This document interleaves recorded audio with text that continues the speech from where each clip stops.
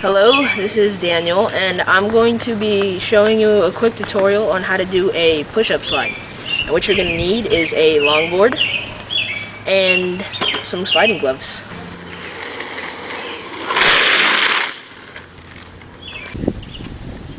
Alright, so what you need to be able to do this slide is you need to get a good jogging pace, and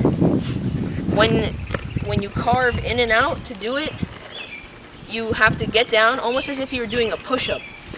And when you put your hands down, you have to have your front foot right behind the bolts, and your back foot right in front of the bolts. And your back foot, your toes have to be leaning off the board, and almost as if you're trying to grip them, trying to curl your toes over the board.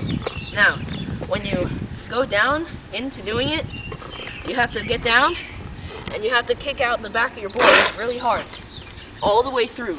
Don't stop doing it or you'll fall. Alright?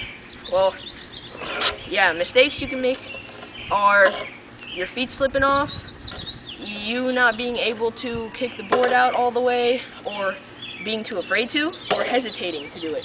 And if you guys need help with doing any other slides, just put it in the comments and I'll see if I can help you out. Alright, thank you.